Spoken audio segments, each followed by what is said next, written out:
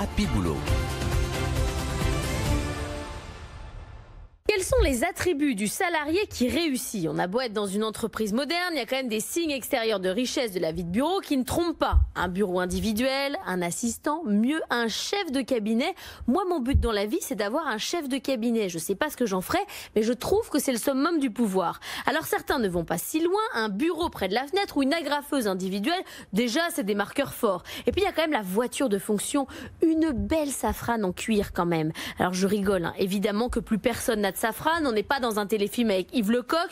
Quand on est commercial, on a une Golf, une Audi A3 pour les managers. Ça fait rêver Michel. Mais patatras, le coronavirus est venu mettre un terme à ses rêves. Son entreprise a décidé de changer de braquet. Fini les voitures de fonction, dites bonjour aux vélos de fonction.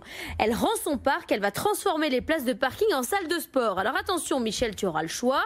Vélo électrique individuel, vélo pliable, vélo cargo pour transporter ta famille. On peut même choisir un modèle avec une remorque. Elle est loin, très loin la safrane.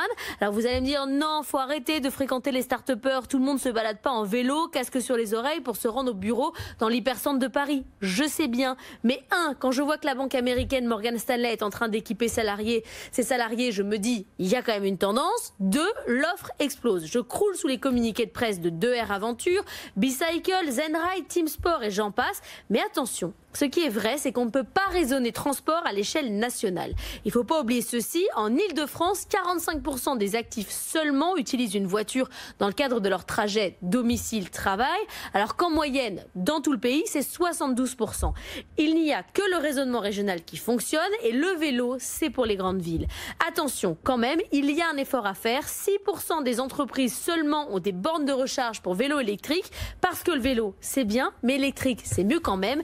Sinon, on arrive en eau au bureau.